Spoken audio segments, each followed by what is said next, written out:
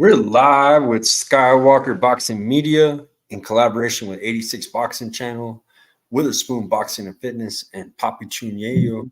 Heavy on the Papi and light on the Yayo. Salute, brothers. What's going on? What's good? What's good?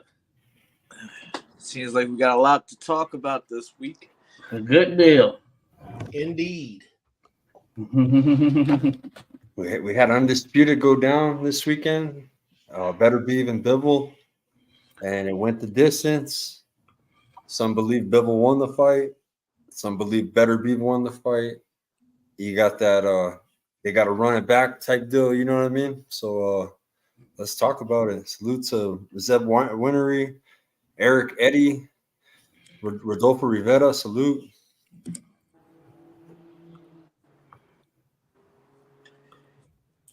I mean, I'm just waiting for somebody to take the bull by the horns, you feel? Well, I'm not the right person to just jump in. You know, I already said behind the stage that I just saw highlights, and we can't rely on highlights. That's some of the topic that we're talking about today as well. As far as depending on what network you watch, might determine how you see the fight. Yeah. Yeah. All right, I'll take the bull by the horns. Let's do it like this. All right. Yeah, don't go by the highlights. So pre-fight, you know, I was talking my usual trash. I was like, I got Beterbiev on the platform. I said KO9. I got Beterbiev by KO9, but in the Champ Ross's Fantasy Boxing Predictions League, I put KO10 because I thought Beterbiev was gonna eventually start manhandling and wear him down at the end. Now, my man, 86 Boxing, Josh up there, he said that we couldn't get him off his square belt. You feel me? Josh was like, hey, I'm taking Bivol, the boxing skills, the way he controls the ring, his timing, the way he switches everything up. And that's exactly what we saw. We saw Bivol put on a master class boxing. That's how you box somebody who's a killer, a puncher, a cyborg, a mongoose of sorts. That's how you deal with them. You use different rhythms, you use different timing, you hit the body, work it up top. I mean, Beterbiev put on a master boxing class, right? However, Beterbiev is a different type of human. I've always said that. I'm going to continue to say that. That you don't just find regular dudes that actually wrestle with bears. Yeah, I don't know if you guys know how strong bears are, but they're pretty damn strong. You don't see dudes that do that. Beterbiev, when he was hitting Bivol, he hit him so hard that at the end of the fight, Bivol said the black eye that he has and the knot on his head was from Beterbiev punching through Bivol's glove and hitting Bivol in the head. Right? The dude, his power is real. He only threw about 20, 25 punches to the body, which I couldn't understand. He just had knee surgery 5 months ago. So I use that as a point, Josh. That knee surgery is a big deal. Yeah. Nobody is back to being 100% and being able to manhandle people after 5 months. It's just, I didn't see any signs of the knee during the fight. But I guarantee you, that's probably why he didn't do what he normally does. Well, you got to understand that it is Bivol, too. Don't take nothing away from him. You know, he's a hard person to do that too. Yeah. Beterbiev did what he wanted. Beterbiev did what he wanted, but he followed Bivol the whole night. He followed him. When he did try to cut the ring off, it just seems like he couldn't get over quite far enough. It always seemed like that, but when Beterbiev threw those body shots, sound like a baseball bat hitting some cement. Man, I was like, oh. But Bivol got the heart of. You can't. I mean, ultimately you can't leave saying anything bad about either one of the guys. Let's put it that way. Yeah. Right. That's what we want as boxing fans. Yeah. I agree with that. I don't know if it's premature for me to ask this question, Papi Chun Yayo, heavy But- on the topic. What do you think would have put one or the other over the edge for us to have a definite answer today? So if something else different could have happened in the fight, Yeah. So what could you already said that you would have liked to see Beterbiev go to the body more? What else could he have done to make the fight a little bit easier for himself, and vice versa? cut the ring off. If Right. Bivol had cut the ring off, because Bivol, he mainly circled to his left. He was circling to Bivol's power the whole night.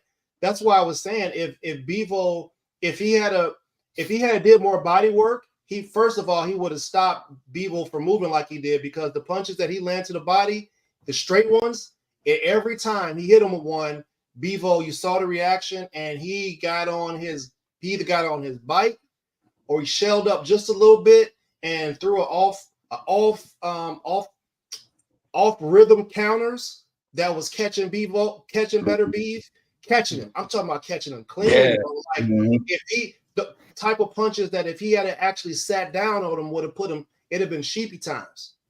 But he only sat down on those shots probably maybe once around.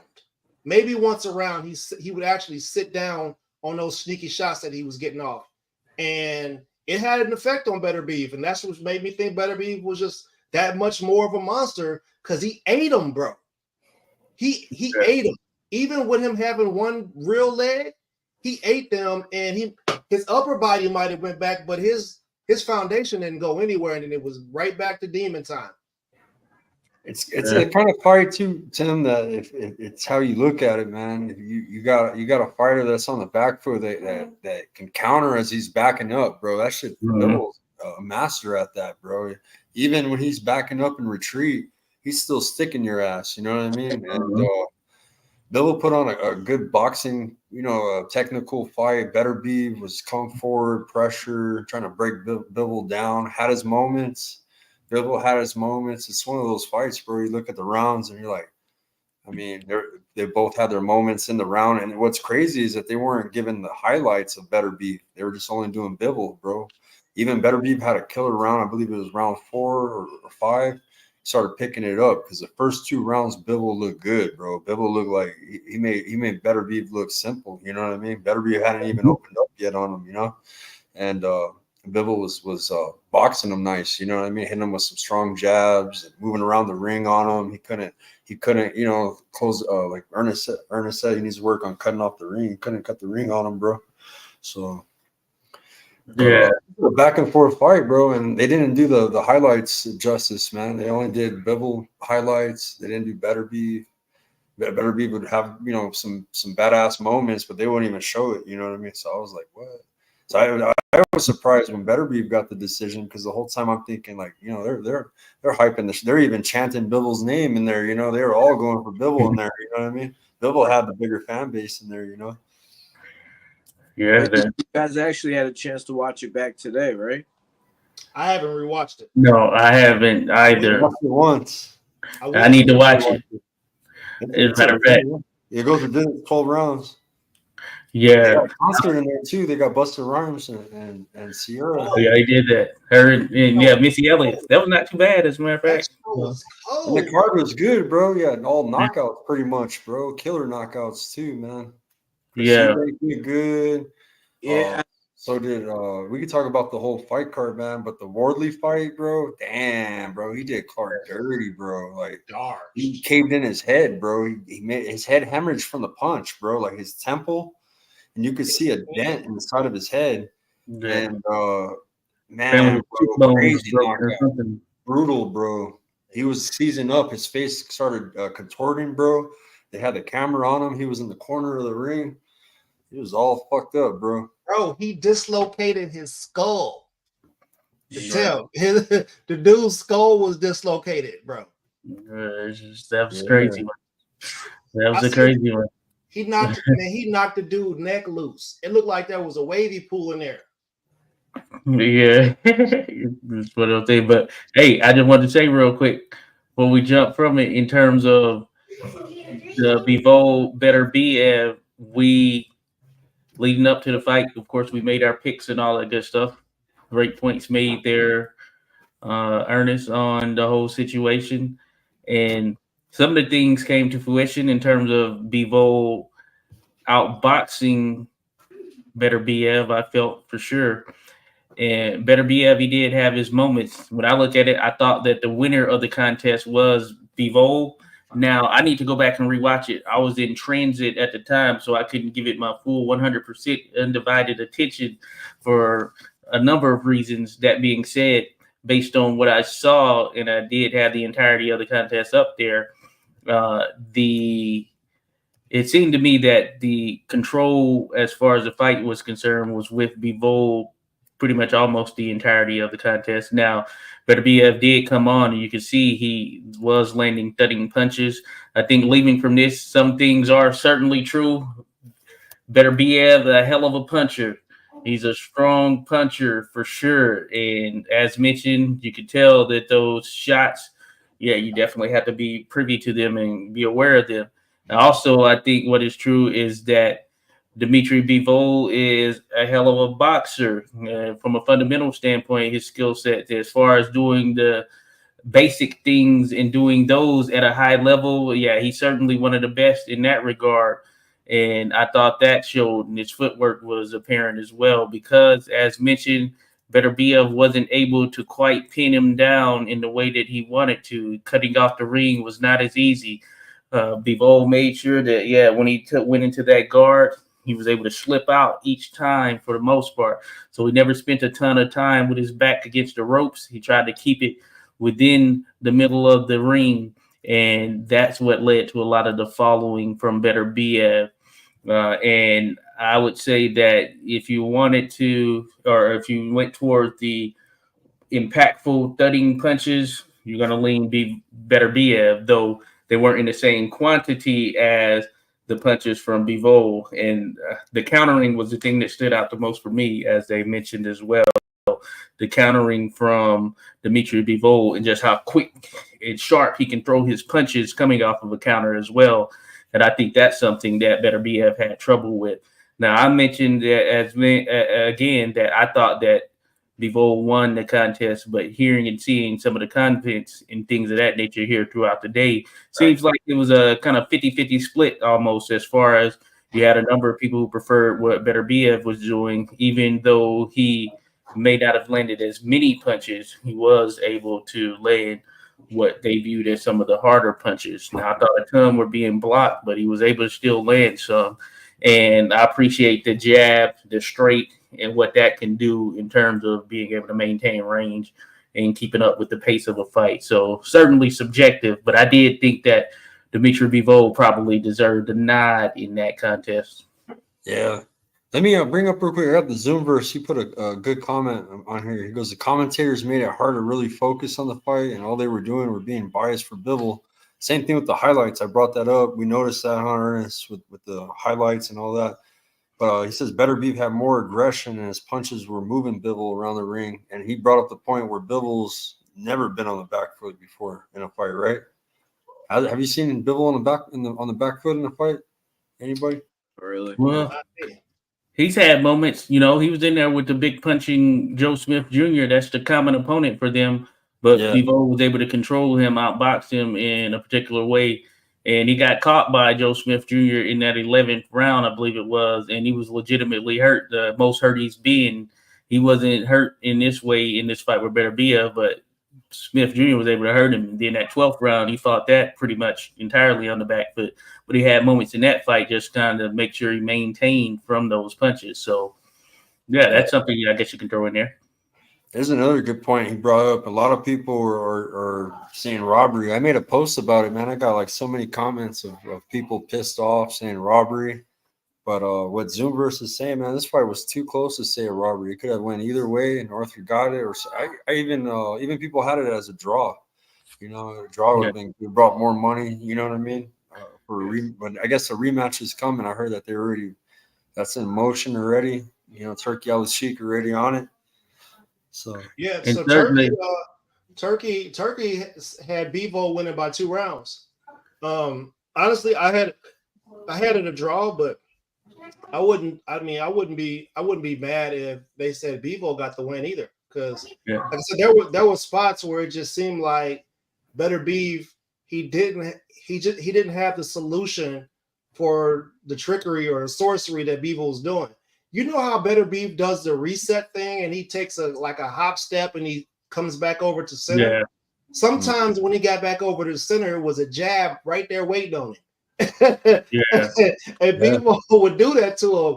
Like, every time if you reset over there, I'm gonna put this jab over there. You go run right into it, and then Beterbiev would just get mad, and you could tell like when Bivol hit him clean, Beterbiev got mad, like he wanted his get back, bro. Yep. And he went to get it back, but he pretty much had Bivol punching himself. And I have a quick question. And this, Tim, I definitely want to hear your opinion on this as well. Everyone, essentially, but it goes back to the comment man there made Zoom verse or whatnot in terms of Bivol fighting off the back foot. So if you're a boxer, you're going up against a guy who's considered this murderous puncher, and he's gotten knockouts in all of his fights. Why would you not fight off the back foot? Are you supposed to meet him there face to face if you know that he is the big puncher? You know what I'm saying? So should we penalize a guy for fighting the way that he knew that it would make him more successful in what he was able to do? That's a question I have. Is like there's people that fight off the back foot and throw like one punch or two punches. From what I saw, Bivol put together a combination. Yeah, he was ripping those things every time. So it didn't really, every time. You know, it was more of a to get space a little bit so he could throw those punches and not be smothered. Right. Right. You know what? From what I saw, I thought that he did a great job of that. But you know what? Beterbiev had him hit too. And the one thing that I wanted to make a comment about is that we know that Bivol's estranged wife didn't really affect him that much. We talked about that last week. Yeah, I ain't thinking about it. No, bro. You know what? I'm gonna say it did. Because I've seen Bivol dig deep, bro. He had to get into his ancestor spirit to take. There was some points in the fight where it looked like Beterbiev had him ready to like just quit life. I'm telling you, bro. It was a couple minutes in there where it was like, Beterbiev was just punishing him, and you just thought you'd see Bivol be bending all over and hunching, but then it's like he just stopped and dug for whatever he had in there, and then he pieced Bivol up after Bivol did that. And that's what made the fight so good, bro, because you think just for a second, just when he's getting ready to do the beat on Mr. Invincible, the other side comes back, man. It was, dude, I don't know. I enjoyed every minute of it. Yeah.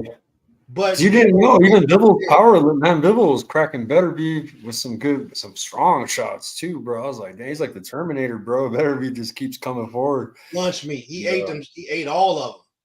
Beterbiev was ripping Bivol's body, bro. You could hear the punches, bro. It sounded like a fucking baseball bat. Like just like. The punches, bro, were unreal, bro. If you were listening to the audio of the fight yesterday, even Bivol's punches, man, them motherfuckers were coming in hot, bro. And I enjoyed it, man. I enjoyed every bit of it. Oh yeah. It could have went. To me, it was close, man. I thought it was like a draw. I was like, oh, for sure, it's gonna be a draw because they're gonna want to make more money out there. Do another big fight. You know what I mean? Hype it up, and it was a good fight. There was no knockdowns, but fuck, there should have been, right? With those punches. Well, after what you guys seen, who do you pick for the rematch? Beterbiev by KO 6. I like Bivol to take the decision on him. Probably cleaner decision. Beterbiev he admitted something, Tim. At the end of the fight, Beterbiev said that Bivol was the better boxer tonight. He said that. He basically said he outboxed him. Right. That's what Beterbiev said. That's a lesson in humbleness and a lesson in awareness. for anybody out there.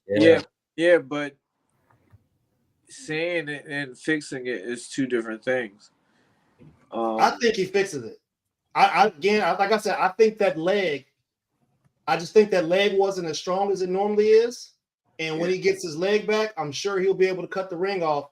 Because, bro, listen, man, the body, Bivol was touching him to the body. Yeah. And he was running into it. Like, while he was going in, Bivol was stabbing him downstairs with everything. I mean, he's step stabbing him.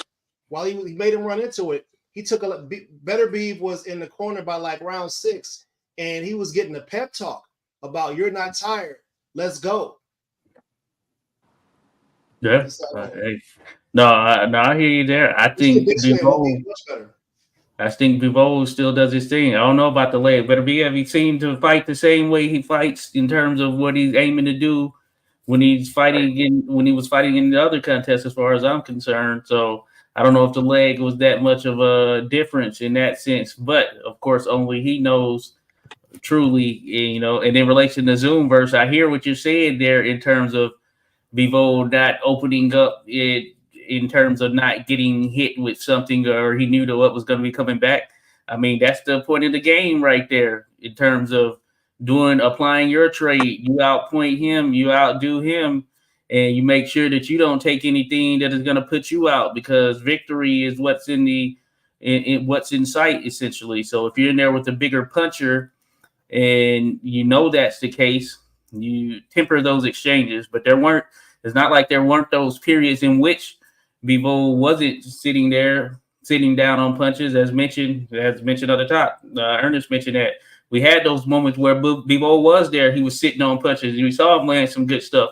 And Beterbiev took it as well. So, I mean, I thought that Bivol, he did enough offensively to show that, hey, he was willing to do what he needed to do to a certain extent to get that victory or whatnot. So it wasn't just like he just backed up the entire time, because he did have those moments where they did exchange. Yeah. So I didn't really get to see the fight, Born. What's going on? So I really don't feel like it's fair for me to comment 100% on it. So I'm asking questions to find out, just like everybody else, you know, other opinions. I mean, the fight time is amazing. Yeah. I'm good. Don't agree there, Zoom burst. I mean, it went 12 rounds with Joe Smith Jr. So how was it any different? They went 12 rounds. Beterbiev, or the most that Bivol has ever been hurt in the contest is with Joe Smith Jr. So how's it different? It went 12 rounds. Yeah, but man, Beterbiev is a fucking monster. Bivol showed amazing skill. Man, a lot of people. This is what a lot of people are backing up on the robbery. They're saying that, oh, it's a robbery. They're basing it on that Beterbiev's Muslim and Bivol's not, right? So man, listen, they do. I'm getting shitload in my comment section, bro. They're like, no, they do they that. want to give it to a Muslim, or they want to give it to a non-Muslim fighter, or the Western media is biased. They were only doing Bivol highlights. Well, they had undertones of Christian versus Muslim when Haney and Lomachenko fought as well. If you was looking, they was using that for marketing purposes, but they need to knock all that off. Yeah, but politically, a lot of people are all, you know, bringing politics into the shit. You know what I'm saying? I'm like, damn. Yeah, but yeah, I don't think, I think, so that's a lot, and it can't certainly, or I don't think it can be proven. But in relation to what Zoom versus is saying there, of course, there are two different fighters. Yeah, I get you in that sense. I'm not dancing around that. Joe Smith Jr. is not technically a better boxer than Artur Beterbiev. I 100% agree with that. And he's not technically a better boxer.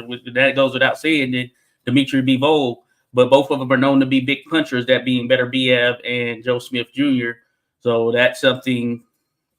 Hey, that's something that Bivol. It's not like Bivol hasn't been in there with the big puncher. It's not like Beterbiev hasn't been in there with a big puncher. One thing we can say that Anthony Yard, he was able to trouble Arthur Beterbiev, and he wasn't known to be a guy that you would say, oh, yeah, he is just like this technically supreme boxer. And Dmitry Bivol, I felt, outboxed him, outboxed Arthur Beterbiev. It did what he needed to do. Maybe if Anthony Yard wouldn't have done or wouldn't have stayed in the pocket in some of those exchanges, he could have potentially upset the apple cart against Arthur Beterbiev, in my opinion. Look at the way it was going. Beterbiev has trouble with athletic fighters. It's the athletic ones that give him a little bit of trouble. But at the end of the day, they still get punched, and it's heavy, and it typically stops what people are doing when he hits them with it. And the same was true with this fight. It's just Bivol had to dig into that my wife telling all my business energy to fight back like he did, bro. Did you see her reaction video she put out? That's just tacky as fuck, right? Yeah, that shit went viral. All the boxing pages are sharing that shit. Bro, she riding the wave like the hot Tua girl. Yeah, she is. I ain't bad at her. It's a business opportunity. Yeah, she's viral now. Oh yeah, I saw her post in the aftermath where Daffy said she's about to get a victory now. Yeah, she's like, Arthur. Yeah, she wants Arthur. She should do a TikTok with a dance called "Cut the Check" because he got paid and it's time for her to get paid.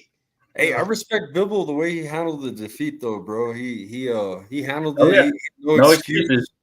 Yeah, excuses are for pussies, man. You know what I mean? So good shit, man. The way he handled his loss was respectable, man. And a lot of people, man, 70-30 have Bivol winning the fight, man. I'm telling you, bro. A lot of people are calling it politically. I don't know, man. The fight was close. You know what I'm saying? I don't think it was a robbery at all. Coach in the house. Coach I won't say that either. I think we can agree there, Zoom verse. Hey, I'm not saying that it was a definitive thing. I thought Bivol won from what I saw, but I need to go watch it again. I'm going to watch it and score it. I'm going to use Fight Night scores so I can see my reasoning for each round, reasoning behind why I scored it a certain way, so we can have that in there. And I mean, it's an education thing, bro.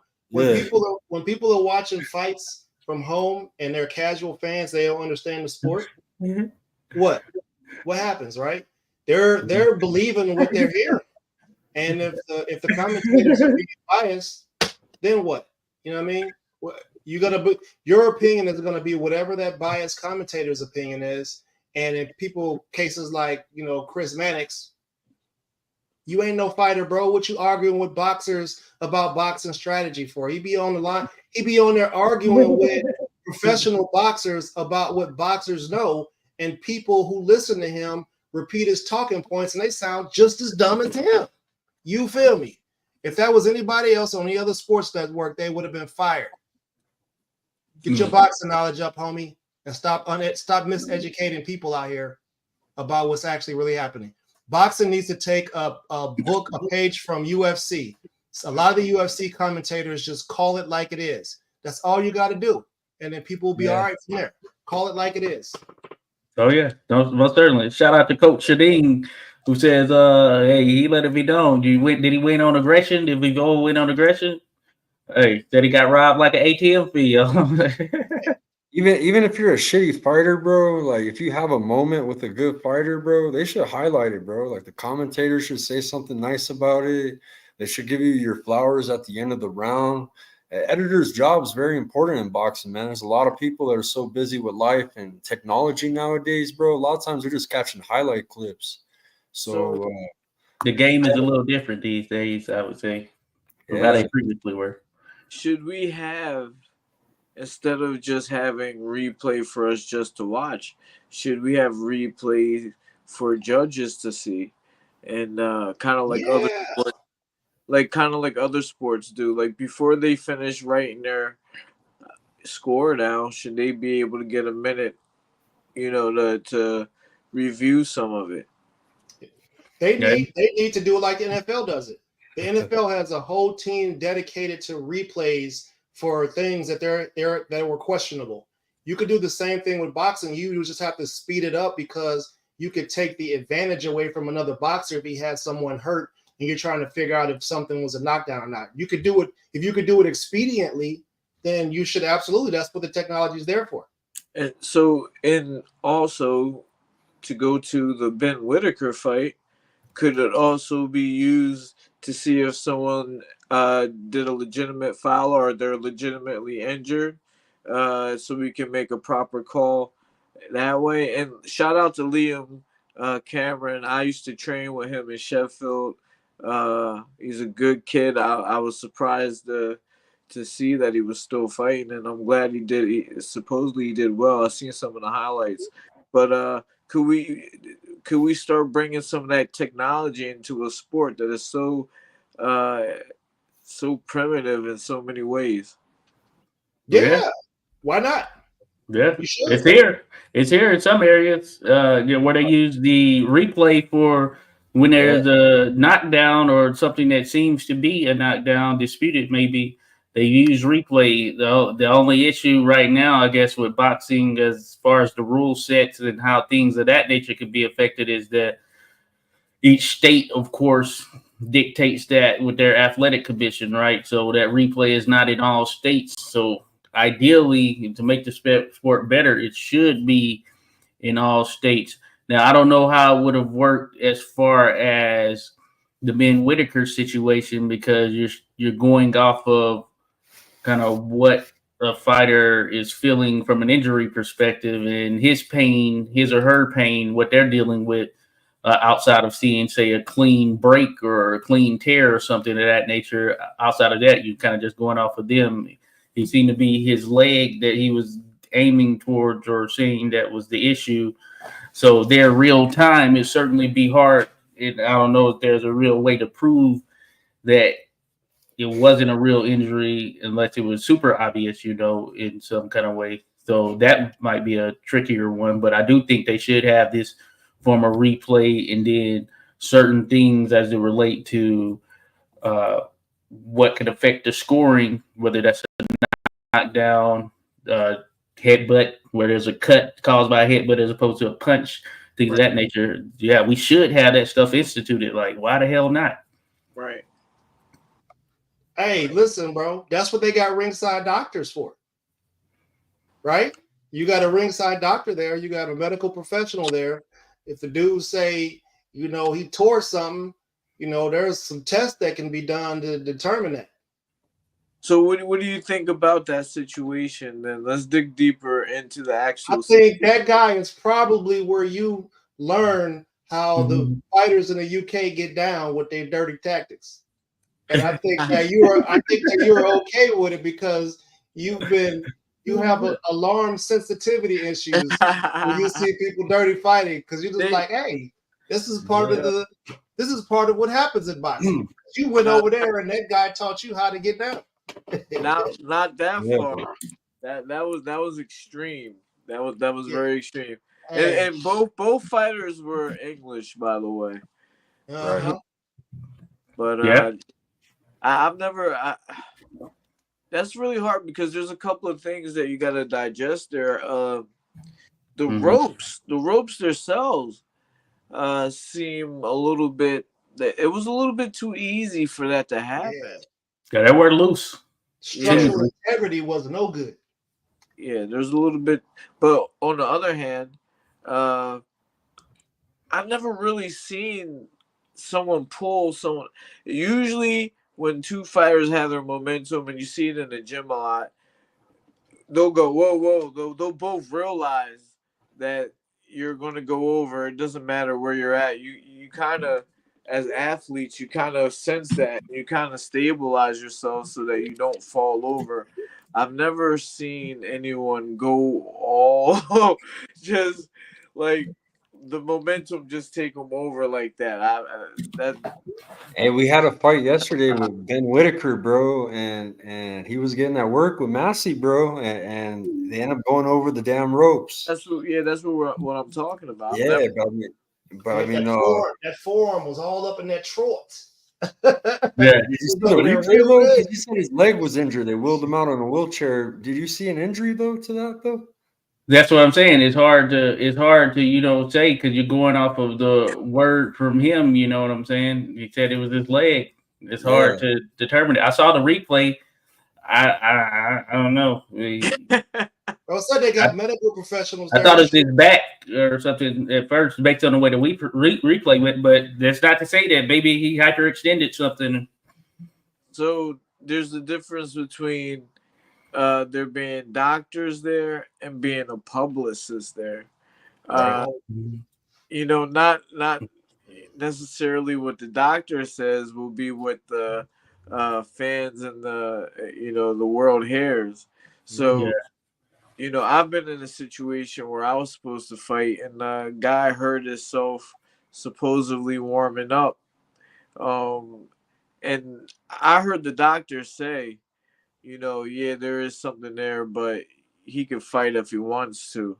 Like, still giving him the green light, and they chose not to fight. So there are situations where it's like, but in that specific situation where everyone can see, like, what was going on, my honest opinion is he was getting gassed. Because just think about it. That's when you hold too, right? When you're tired. That's when you hold. That's when you try to catch your breath. He's getting gas. He was running out of tactics, and he was thinking in his mind, what can I do? And just did anything. It's kind of almost like when Mike Tyson bit Holyfield's ear. It was spontaneous. You're not really thinking. I think he did that, and for some reason,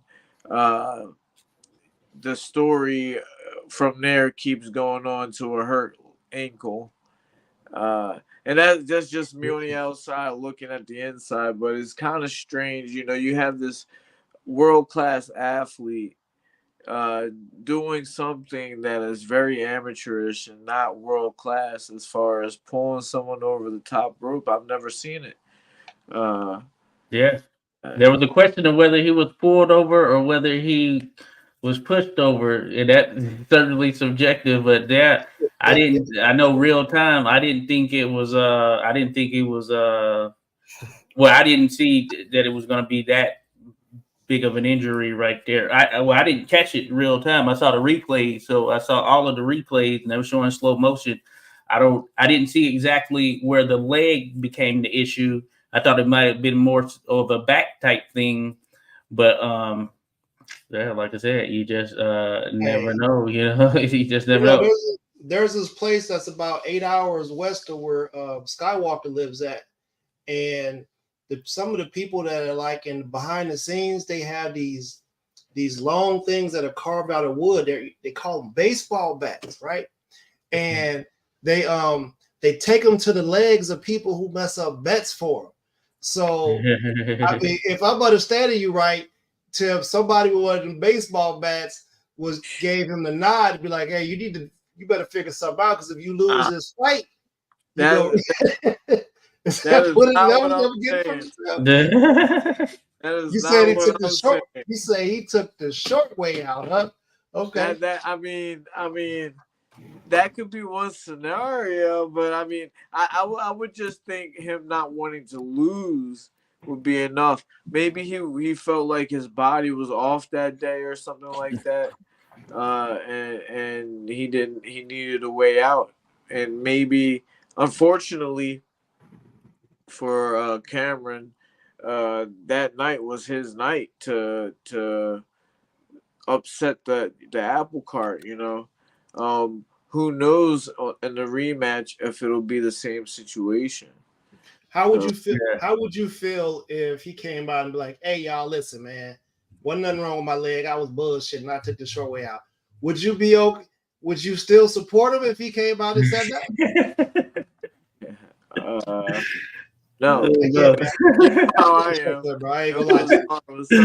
That'd be crazy. Would you? I mean, what would you do? Would you be cool with it? You know me, no way. All right. Listen, bro, hey man, we thought he was the best thing since sliced bread when he was styling on that boy in the ring. When we watched him fight, and he got to our attention. But looks like these last two fights, They didn't like the way he was styling on the tomato can they gave him, and they put him in there with some people that he wasn't going to be able to style on, and he didn't style on them because he wasn't able to do it. They got rough with him. They manhandled him, and then I guess he just figured that he's going to shut his mouth from now on. Watch. I bet you I wanted to see him in a step up fight, and I guess this was that. But yeah, the ending leaves a lot to be desired. But there were some who thought that Whitaker was up.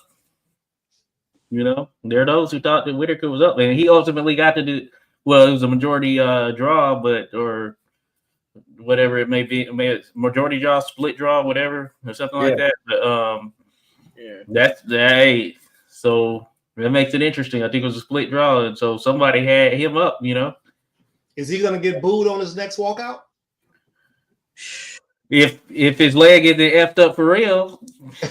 Hey man, listen, another cool fight. Don't let nobody see you jump roping for the next 2 weeks, bro. You better not be walking fast. They said he was backstage punching holes in the walls and stuff like that. Oh yeah. Yeah. If he wasn't doing it, if he did it standing up, I'd He was in a wheelchair. He left all gonna be sitting down punching the wall. This is what we need to know is all right, we seen you styling, making highlight reels. How come? All right, sit down and just do a job, box. Where does that part come? How can you do all that and not do that part? No, you're right. Yeah. Is there a deficiency in the training over there? It seems like when their guys get to superstar level, they just plateau out. They don't keep going. Get caught cheating. Yeah, it just seems like they just plateau out, and that's it. This is the ceiling. I don't have the answer for that one. Speaking of cheating and stuff, Conor Benn, bro, he came in the ring after Chris Eubank did an awesome job, man, against Trementa. So that fight right there, he dominated the whole fight. Chris Eubank Jr. I don't know, bro. Conor, he came in the ring, bro, and they had a little face off and shit, little shove, sell the fight. You know what I mean? Yeah, that was WWE right there for sure. And didn't Conor look like garbage his last fight off the steroids? Has he fought? I think he had two. Right? Hadn't he had two? Yeah, he's fought twice since then. He didn't look too good in his last one. I think he beat John Dotson is the one he might have beat coming off of it. And Dotson, he's all right. Or he's tough for sure. Not high motor, but yeah, you could argue that. The real question is why was he allowed to fight in America when he popped dirty in his own country and couldn't get a boxing license there? Why did we then allow him to come to our country and get a boxing license when he's under investigations for PEDs? Let's just get straight. We didn't let him come to our country. We let him come to some specific state that allowed. Some of these states are wild out here, you know. And supposedly it was eggs. It was just he's eating a lot of eggs. You know what I'm saying? Yeah. Come on. So real quick, the contrast between England and here is England is controlled by the British Boxing Board of Control, which is one entity for the whole country. America is state by state. Right. Oh yeah. And depending on what state you're in, you could be in a state that is like a third world country when it comes to boxing, or you could be in a state where it's the hardest thing to do is to get a boxing license. Yeah. So that's the answer right there on how Conor could come to America and do what he did. You can do some wild things in Florida and Texas. Yeah. Yeah, that's wild. That's what I would say. So yeah, and that's part of the thing with boxing as far as why, yeah, you see a lot of discrepancies in certain things right there because of this state to state type situation, you know, and how certain things are managed in one state is different. How certain people are trained and they go about the boxing business in one state can be different for sure. I see it on the amateur side, how certain officials, how much work they're getting, the way they officiate, things of that nature, it can be different. Just think about it from that perspective. And some of it is fairly obvious, and that's not to disregard or disparage those in some areas where there might not be as much boxing. But one place, for instance, we have a lot of boxing that takes place, or some cards that take place in Miami, Oklahoma. Miami, Oklahoma is where they say it right there. Yeah. And just think about that, Miami, Oklahoma. But we have boxing that takes place in Philadelphia, Pennsylvania. Which you think is going to be having the people that get the more work in and who are more efficient and have more experience at the jobs that they're doing? You know what I'm saying? But you can't, you got to spread the wealth, I guess you could say. You're opening up to another level even more, because you get to the pro level, then you have certain referees that have only refereed in their state. And then how do you get to these cards where you have the top guys, Canelo or Floyd in Vegas, and you find someone from each of these states to come to this mega event for the first time, but that also helps us with situations like we were talking about with Bivol and Beterbiev. The bias somewhat calms down when you have a judge coming from 3 different countries or 4 different countries. It kind of takes out that thing that we were talking about with the religious factors and I don't know though. It depends on who's cutting the check. Yeah, exactly. They had a judge. They had a judge from Saudi Arabia. It's not like they're getting boxing in now, but come on now. They had a judge from Saudi Arabia. How much work has he been getting in? You're right. Well, maybe on the international amateur level, maybe. But definitely not on the pro level. Y'all. Everybody thought I was on my conspiracy stuff. I told y'all it was a takeover. They said it out of their own mouths. They said Vegas can't compete with them. The show that they put on over there, that show was incredible. You know how much it would cost to get Missy, Buster, and Sierra to do a concert? Off real quick. How are you going to compete with somebody that don't care about losing money? How is that even possible? So that's a good point. I guess it's time to just sit down and ride the wave because it's over. Try to join them. You know what I mean? There's no way you can beat. What AB say? AB say take the L out of lover. It's over. I mean, I don't know, but I don't recall a Saudi judge being in any of those other championship fights. You can't just slip a Saudi judge in there on a championship fight like that. It's undisputed. Like, what the hell? That vehicle they gave out, that was dope. That's the second of the same ethnicity person. They did 2 of them, and 2 of the same type of people got one, didn't they? Hey, who's the judge that did 116, 112? I don't know. I don't know if it was the Saudi guy. It might have been the Saudi guy. Let me see. There was a scorecard that was way off. Yeah. Hey, listen, whoever it was, they clearly wasn't doing what Turkey wanted. So Turkey said he had it 2 up for Bivol. So that if we don't hear from that judge anymore. Remember we told y'all how they was kidnapping our media people. I didn't even. That's the first time I found out about it, bro. I'm stupid, bro. I wasn't even paying attention to where they were from, bro, or anything, bro. I think it was the Saudi guy because the other dudes is Oliver Palomo and Judge had it 114, 114. Glenn Feldman had it 115, 113. Of course, we know Feldman. So Powell Cardini, he's the Saudi guy. So yeah, he had it 116, 112. Beterbiev. Off with his head. Y'all remember the time in Michael Jackson and she would talk about I need some entertainment. Yeah. Throw it to the wolves. Yeah.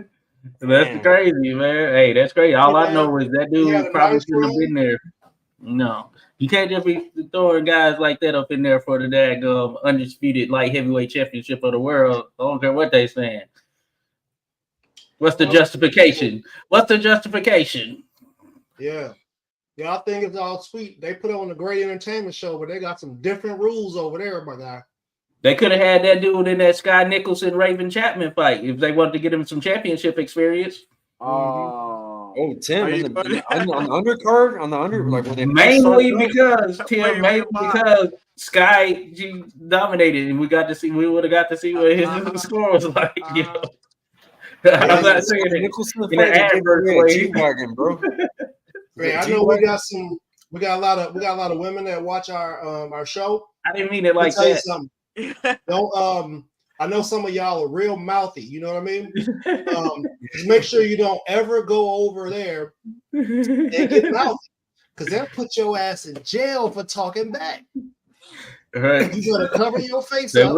They will. And you better not talk back to no man over there, because they'll put your ass in jail. So who wants to go watch a fight in that type of environment? Yeah.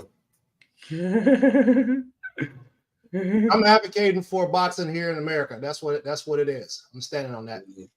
Well, you know, they come here and they got to play by our rules a little bit, you know. So it don't got to be just cut them off. You know, we can still do business, because you're not beating them. There's no amount of money, no amount of tariff that you can put on, you know, the Turk. Man, we caught Turkey hitting a hookah or something during one of the breaks, and he tried to throw it down when the camera got on him. Hey, you see Turkey, when Turkey do this, that means, hey, take that camera off me. Fucking camera off.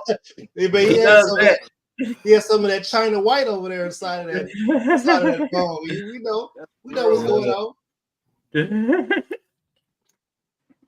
Hey, condolences, Ryan. Hey. Salute there to you, Ryan. Yeah, salute, brother. Condolences. Nah, real talk though, man. Hey, don't be shorting us on the concerts. Thanks for Eminem and everything, but hey, that Missy concert, that Busta Rhymes show, that shit was cold. We need that here. We need that. We need it on the East Coast. We need it in Dallas. We need it in Florida. We need it in Atlanta. We need it in Atlantic City. We need it in Chicago. Bring that same show on the road over here and let us show you how we get down. But you might need to wear some drawers though. It get real cold in Chicago and the wind is right. No doubt about it. Hey, we need that though. Hey, it's a great production. But we need that great production. And did you catch the little production? It's almost like a little mini film with Bivol and Beterbiev. With the winter storm versus the fire and all that stuff, they put on a great production. I will say they did like a movie thing, like some Game of Thrones type shit. Yeah. I love it. That's what promoters are supposed to do for their fighters. You put something like that together, and it'll grab the interest of casual fans. Like they really do give the audience. It's an experience for the audience. It's like going to a concert where you have all of these different elements, and I think it's good. Let's pump our brakes a little bit here, though, because isn't Bivol is that Eddie Hearn's fighter? Yeah, Eddie been getting his ass whooped in 2024. Eddie's on the P. Diddy short list. And then Beterbiev, who's his promoter? His promoter is Top Rank Bob Arum. Yeah. So he's with Top Rank, but he might have some kind of joint deal with another group, but Top Rank for sure. Top Rank. So they're both third party bringing these fighters to Saudi Arabia. Yep. Yeah. Did you know Top Rank has a deal with ESPN? Of course, the Zone's deal is with Matchroom Golden Boy. So. Right. So right now with Turkey, fighters are able to cross the street and fight which before was a pain in the ass to get these promoters to work out something and set something up and all that shit. Now it is they're like third party for sure. They're like the middle person. Yeah, so like, are we calling co-promoters? Is Turkey? I can't. I never can I say don't. the guy. Is he a I promoter? don't. Yeah. See, I don't think he's that right there, Tim. He's like the financier or whatever. Right. You know, I look back on some of the fights back in history when I'm reading through newspapers and all this stuff. Where like fights are making fight like, hey, we'll have this. I challenge you to this and this. Let's get the California Athletic Club to pay for it, or we'll get such and such who's willing to back it and pay for it. So I think he's just the guy who's got money to throw at these fights, and right now he's the man. I need to know how much these guys are making, because to just throw your own stuff to the side to go with this guy, he's it's daddy, gotta bro. be worth it. Oh yeah, they're getting pretty penny for sure. You can tell mama anything, but daddy knows. He's daddy, bro. Daddy say, hey, I said this before. Turkey, when he was talking about Bivol fighting Beterbiev, he said, "Come here, little boy." And he was talking to Bivol's kids. And Bivol's kids went over, he put his arms around him. And then Turkey was like, "Hey, you want to fight Beterbiev, right? Next, you want to fight Beterbiev next, right?" And Bivol, it looked like he reluctantly said, "Yeah, that's the fight I want." It seemed like it. But Turkey he's daddy. Right. He's saying he's caught in out. Personally, I am a fan of that because doesn't seem like there's any hidden agendas there. I mean, there's agenda for sure, but there's no nuance to it. I want to see this fight and this fight. I got the money, I got the venue. How we want to do this? Right. Yeah, but here's the thing: he can't get Canelo though. Canelo doesn't want to work with him, refuses to do ball. Because so that's the Canelo interesting thing. I think considers himself to be daddy, and on this hemisphere, he is daddy. But he doesn't realize that he's not. Turkey is boxing's daddy. Whatever he wants, he's gonna get. Period. The Canelo's not higher than him. Turkey could hire somebody to go over there and slap Canelo, and slap his kids, and slap their kids. He got bread, bro. Like you can't. Yeah. He has so much money. You could spend $1 million every day and never run out of money. Well, this is basically what I want to know. Which of these fighters are actually his fighters? Who's actually signed? Nobody. He says he's let it be known, or at least the commentators mention who his favorites are at times or whatever. But I don't know if anybody's directly signed with him. So as of right now, he's just a concert promoter. Sort of like that, I guess. Yeah, he will be like Al Heyman's daddy. But you got to also know that it's not just boxing, bro. They're involved with remember the golfing. They got the live. Yeah, they got live. They got soccer. Bro, they want to bring tourism to Saudi. That's another big thing. That's their biggest thing is bringing tourism to Saudi. They've been trying to bring people. Yeah, that's the big thing, because if you listen to when they're mentioning the sponsorships, they're mentioning a lot of travel companies, the airways, the tourism groups. Because I think that they're in that phase right now where they're opening up and they're like, hey, we want more people to visit, because we all know, especially being from here, there might be some different perceptions or whatnot that we have of Saudi Arabia. And they're trying to show that, hey, we're one of these countries that you can come visit, have a great time, and you will enjoy it. It's something you can look back on with memories or whatnot. So I think that expansion, sports has been a big piece of that, because a lot of people gravitate towards it. Of course, entertainment and sports. And I'm gonna be the voice of reason out here. You know what I'm saying? Because like the first time that they built that, where the ring came out of the floor and that concert and all that stuff, they built that thing in 6 months. So y'all need to understand that there was labor required to put that type sort of venue up in 6 months. And it's not the type of labor that y'all are anywhere near happy to talk about. Understand that. Is true. That is true.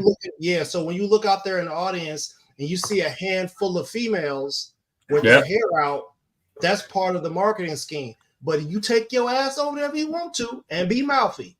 Right. Lock your ass up. So No, I think Ernest 100% on it. You know what I'm saying? They do have rules and stipulations.